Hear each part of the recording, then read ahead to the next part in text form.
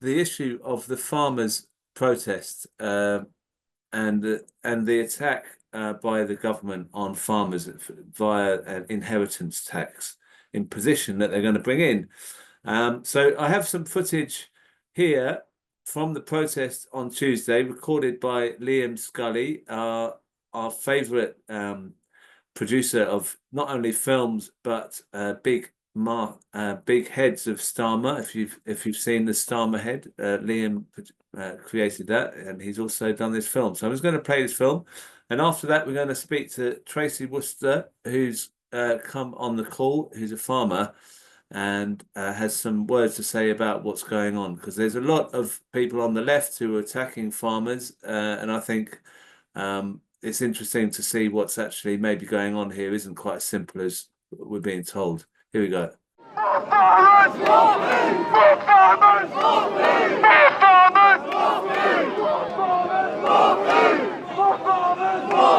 I'm Wendy, and I'm representing Lower Barnsfold Farm in Marple. The farmers can't come today because they are looking after the animals, and they can't leave the animals. So I volunteered to come down and represent them. So I'm also representing all the other Stockport farmers that can't come because of either illness or the fact that they've got jobs to do. And these taxes are absolutely ridiculous. £1 million for a farm is absolute peanuts. And just because you've got a farm that's worth £1 million doesn't mean that you've got £1 million. You haven't got £1 million.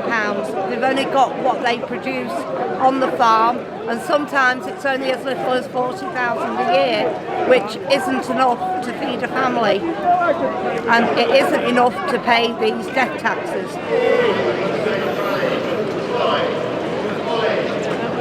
Over the top of the camera.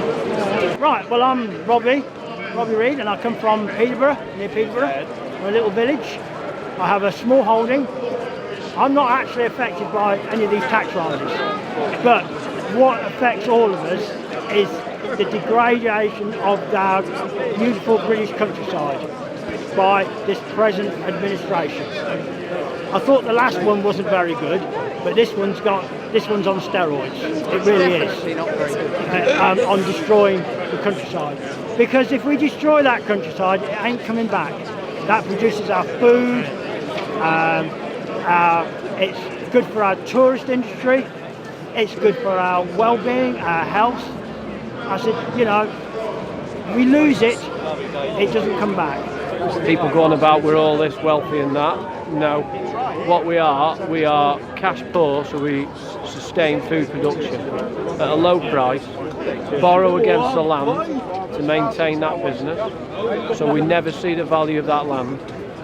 We pass it down so the next generation can produce food for the general public, and that's all we've ever done, and that's all we want to do. We're based in Winchester. We're a trout fishery.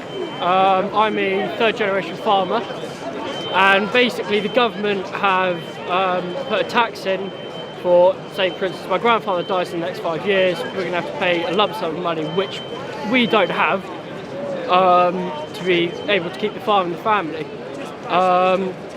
And so it's really affected us because our farm is within the price range of it. And I've been farming since I was about year 2, so I've been looking forward to working on it, owning it eventually, but now looking at how things are going, I'm just not going to be able to do it. My family can't afford it. And that's farm's been in the years since late 70s it started, with the hopes of grandchildren to come would be owning it, running it, which again won't happen, which is a real shame, because a lot more to it is involved. So we stop places like the River Itchen, stuff like that. If we're not giving them fish for people to catch, then there'll be a whole load of wildlife that will just vanish. Rivers won't be maintained.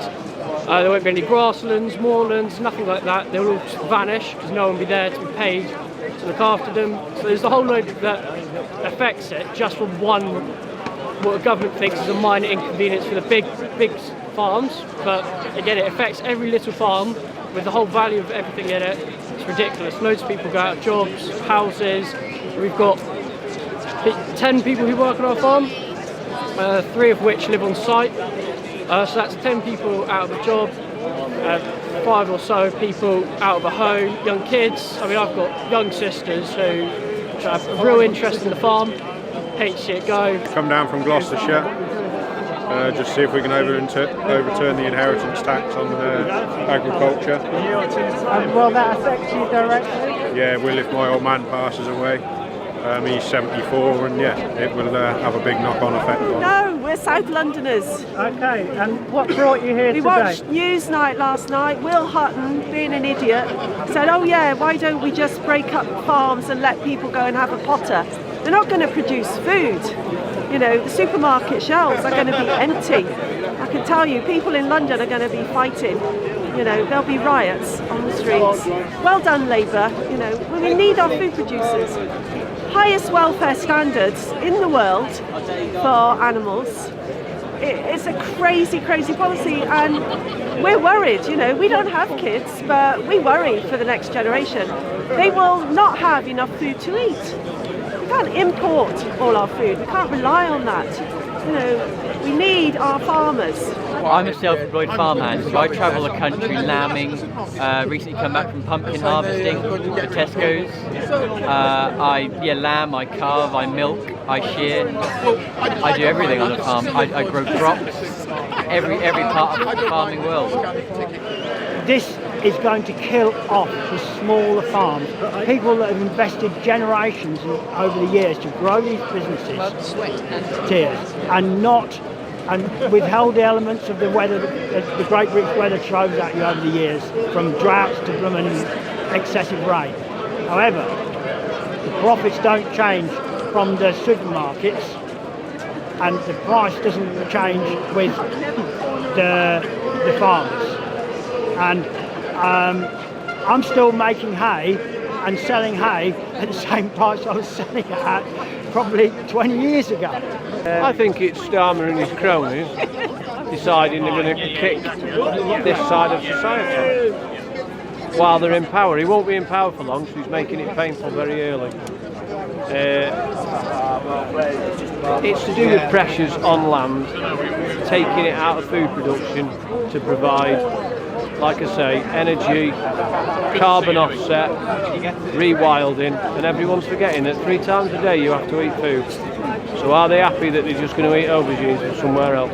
Well, it's based on the whole value of the farm. That's including equipment. I mean, a tractor, you're looking at £500,000. Again, that is a large chunk of money which will go into this tax. So there's all that equipment, all the pricing of the fish, everything like that. That's all put into conclusion with it. So I think at the end of the day, it's going to be a lot more farms are affected, especially dairy farms, places like that. And the only dairy farms that are going to survive in this country, are going to be the big factory ones where the cows don't even see blooming daylight. That is wrong. It's wrong for the environment, it's wrong for animal husbandry, it's wrong for many levels. I was originally brought up in Somerset, in the country. I've lived in the city for over 25 years, but I understand where the farmers are coming from. There's various reasons I'm here. I basically want good quality food, organic, free-range food, and that, I think supporting the small farmer is important in that. I also want some countryside left. I want hedgerows to be conserved. I want wildlife to be conserved. I don't want the whole countryside to be concreted over, because if a lot of this farmland is sold, developers will move in and build on the land. And basically, if the farms go under and we have to import our food, what will that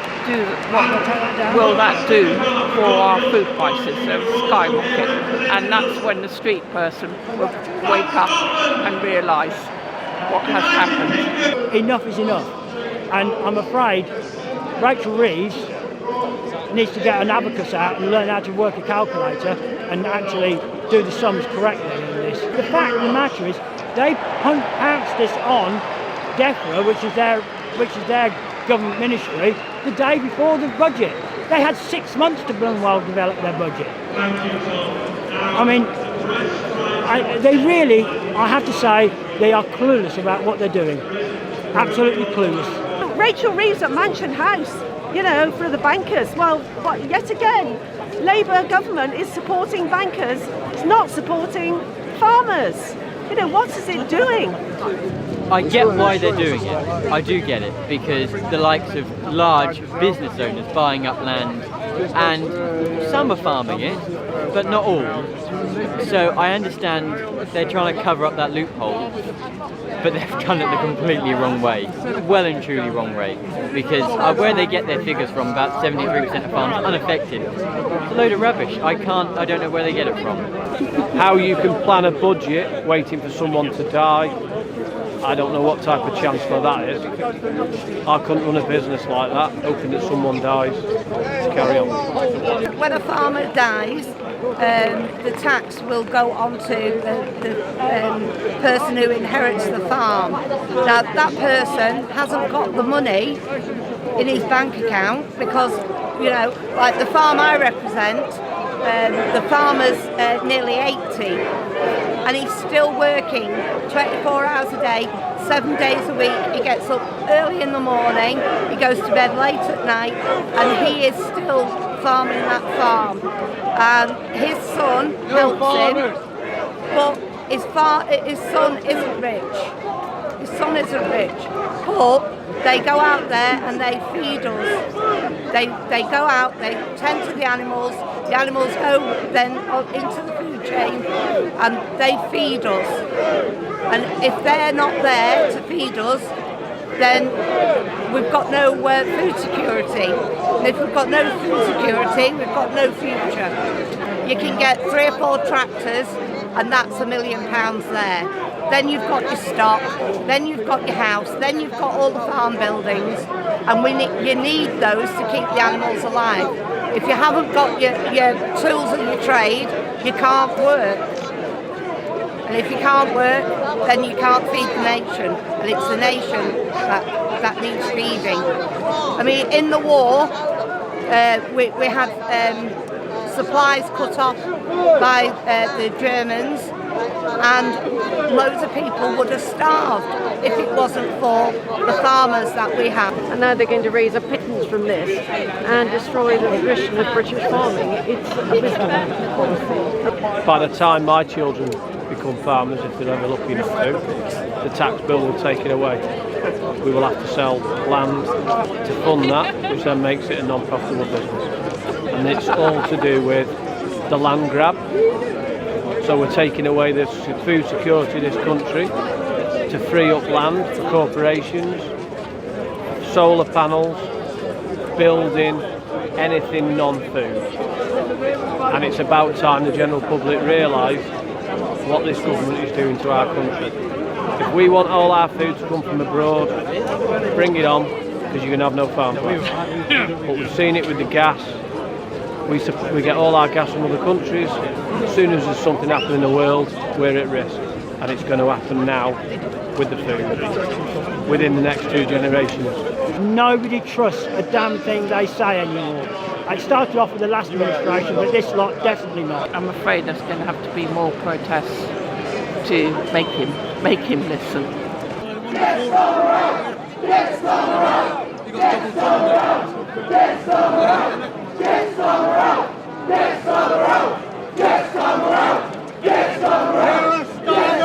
We're here for you! Show your face! Show your face! Come on, show your face, you scum bucket!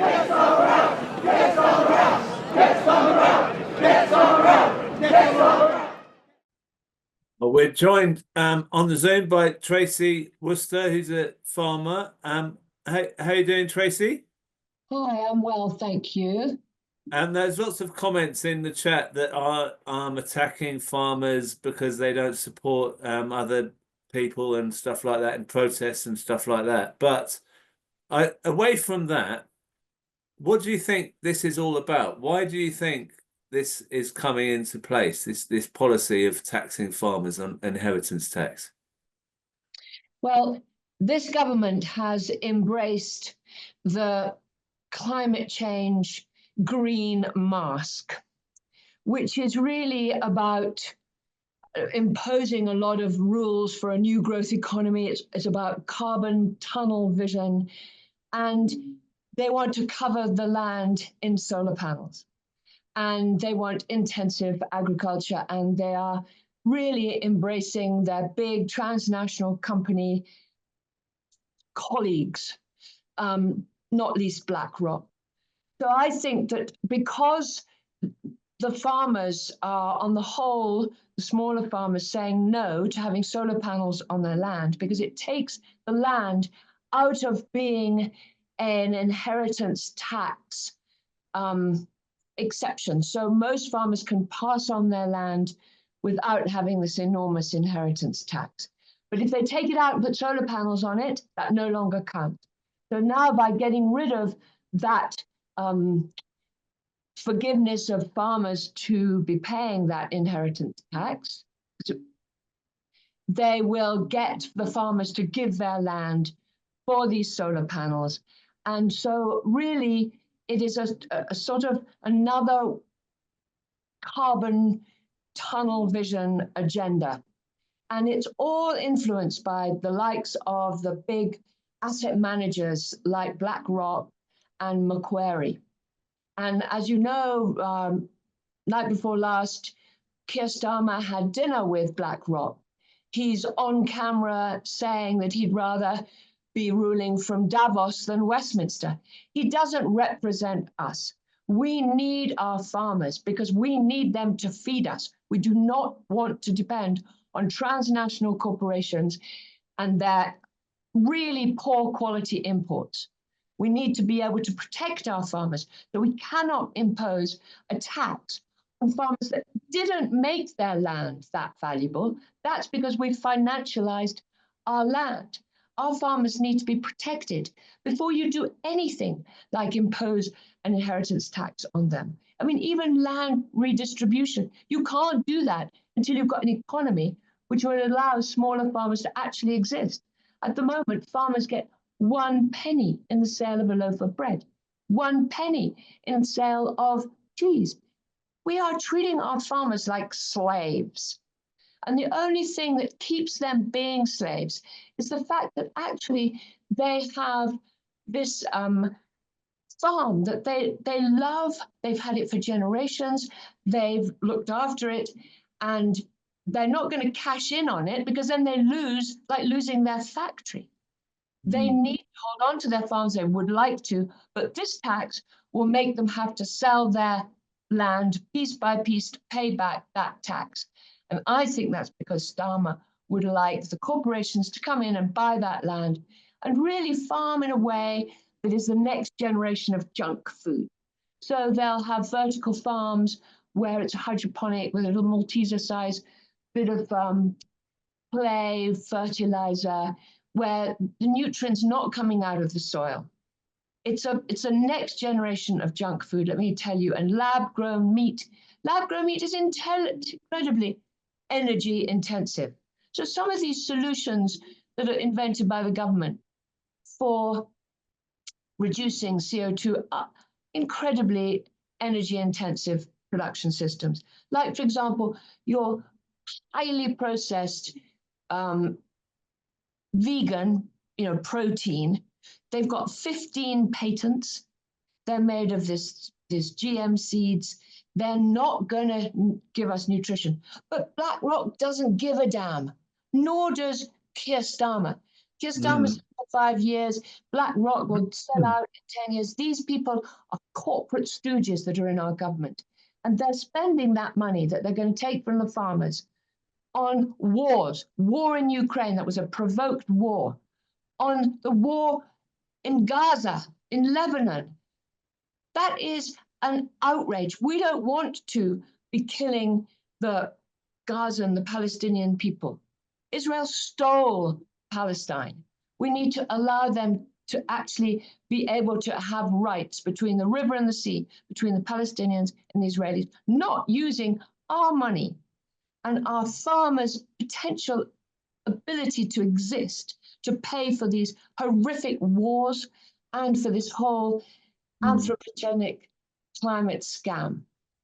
I just want to make a few points. I mean, this issue has raised. I mean, it's as divisive an issue on the chat as anything I've ever seen. But the point is, I feel that people on the left are being hoodwinked because they're seeing this as a class issue. They're thinking that these are rich farmers, we have to hate them. They're being told this is the enemy. This is the enemy we've got. Clarkson, you couldn't get a worse kind of person to lead a group of people. He represents farmers. I mean, this guy is pretty repulsive. So Starmer's worked on this maybe with the media, attack the farmers, have Clarkson at the front, and then we can kind of push through anything. And people have taken that up. But I can see that as you say, BlackRock, these people who are interested in the land are not really interested in it in the way that you're talking about, these generations of farmers. And I mean, I live in a rural area, and I know some of the farmers work unbelievably hard. And if something doesn't work out or there's some disaster with the weather, it is absolutely I just can't even imagine how I'd feel if I were a farmer. So I think it's a bit harsh for people to attack farmers because of Clarkson. I mean, that's what's going on, isn't it? There's a lot of Clarkson equals farmers. There's a lot of PR spin going on. And in fact, this is sort of, this Labour Party is supposed to be socialist. It's not in any way. New Labour, Blair, they're not. This is crony capitalism. This is the corporate control of our government. It's big money. We need to revolt. We need to say absolutely not. We need to never buy our food, ideally, please, from a supermarket. That food is junk. We need to look for as much as we possibly can going straight to our farmers, because it's the supermarkets that's pushing down the prices constantly, because them themselves, it's capitalism, they're competing with the other supermarkets. And they're competing to get high dividends, so people invest in them. We have to take back control because it's completely financialized our lives. And if we want to have real food, and if we want to be healthy and not all of us have allergies and our children be sick, we need to buy direct from farmers. We need to go to our farmers markets. We need to look online to see what boxes are available of food. Really look out for your health. Even if you live in a city, that it is possible to look at as much as possible that you can access food from some local source of food production. And obviously, a lot of people won't be able to afford it, won't be able to have time, but there are plenty of people who can. Take back control. Ensure that our British farmers survive. And the only way is to buy from them.